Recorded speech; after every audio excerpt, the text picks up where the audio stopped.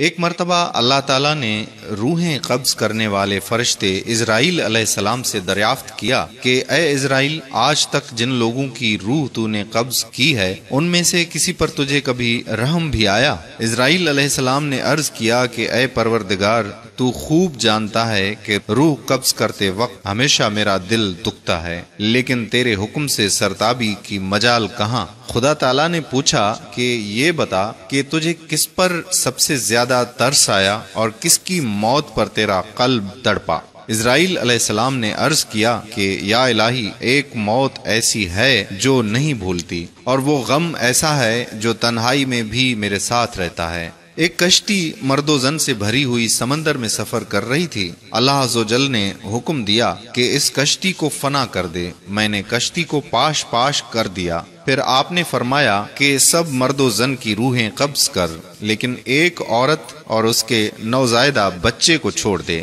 میں نے اس حکم کی بھی تعمیل کی، سب کی جانیں قبض کر لی۔ ایک بہتے ہوئے تختے پر ماں اور اس کا بچہ رہ گئے۔ سمندر کی لہریں اس تختے کو اپنے ساتھ لے آگے بڑھتی رہیں اور تیز ہوا نے اسے انن فنن سینکڑوں میل دور سمندر کے کنارے پر پہنچا دیا۔ میں اس ماں اور بچے کے بچ جانے سے بہت خوش ہوا، لیکن اسی آن حکم صادر ہوا کہ اے اسرائیل، جلد ماں کی روح قبض کر اور بچے کو اکیلا چھوڑ دے۔ اے باری تعالیٰ، تو خوب جانتا ہے کہ یہ حکم پا کر میرا بھی کلیجہ کانپ گیا تھا، اور جب میں نے اس شیر خوار کو اس کی ماں سے الگ کیا تو مجھے کس قدر تکلیف پہنچی تھی۔ اب اس واقعے پر ایک مدت بیت چکی ہے، لیکن وہ بچہ برابر یاد آتا ہے۔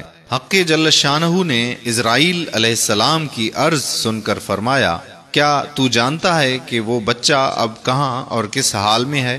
اسرائیل علیہ السلام نے عرض کیا، اے میرے پروردگار، تجھی کو معلوم ہے۔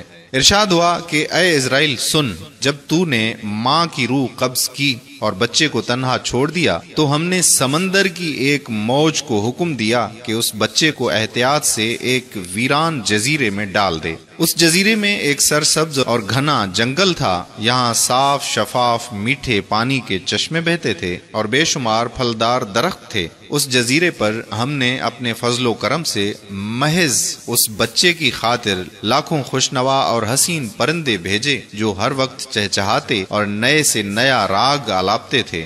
ہم نے چمبیلی اور پھولوں کے پتوں کو حکم دیا کہ اس بچے کا بستر تیار کرو تاکہ وہ اس پر آرام کی نیند سوئے۔ ہم نے اسے ہر خوف اور ہر خطرے سے محفوظ کر دیا۔ آفتاب کو حکم دیا کہ اپنی تیز دھوپ اس پر نہ ڈال، ہوا کو فرمان دیا کہ اس پر آہستہ آہستہ چل، بادلوں کو حکم دیا کہ اس پر می نہ برسا، بجلیوں کو ہدایت کی کہ خبردار اسے اپنی تیزی دکھا کر مت ڈرا۔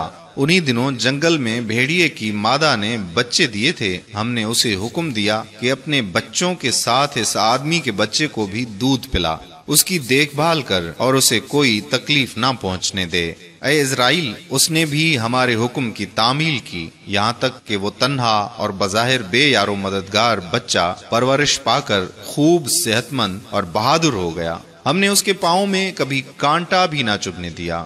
دنیا جہان کی نعمتیں اسے عطا کیں اور وہ ان کا شکر بھی ادا کرتا تھا۔ اور اب اے ملک الموت، تو جانتا ہے وہ بچہ کہاں اور کیا کر رہا ہے؟ اسرائیل علیہ السلام نے سجدہ کرتے ہوئے عرض کیا کہ اے پروردگار، تجھی کو علم ہے۔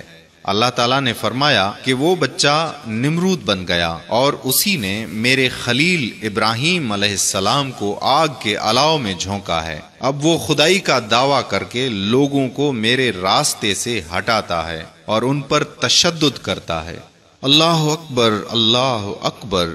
قارئین اکرام، ایک وہ مہربان پالنے والا جو اتنی ساری نعمتیں عطا کرتا ہے اور ہم ناشکرے بن جاتے ہیں، اس حد تک کہ نمرود نے خدائی کا دعویٰ کر دیا، اور بے شک اللہ کسی کے ساتھ ظلم نہیں کرتا۔ نمرود نے اپنے اوپر ظلم کیا اور اس کو ملنے والے عذاب کی مثال رہتی دنیا تک قائم رہے گی۔ ہمیں ہر وقت اللہ تعالیٰ کی نعمتوں پر شکر ادا کرنا چاہیے، یہی ہمارے حق میں بہتر ہے۔ اگر آپ نے ابھی تک ہمارا پیج پیارا اسلام لائک نہیں کیا تو ابھی سے لائک کر دیجئے تاکہ ہم ایسی مزید معلوماتی ویڈیوز آپ تک پہنچاتے رہیں۔ اور اگر آپ نے ابھی تک YouTube پر ہمارا چینل پیارا اسلام سبسکرائب نہیں کیا تو ابھی سبسکرائب کر دیجئے تاکہ ہم ایسی مزید معلوماتی ویڈیوز YouTube پر بھی آپ تک پہنچاتے رہیں۔ جزاک اللہ خیرہ۔ السلام علیکم ورحمۃ اللہ وبرکاتہ۔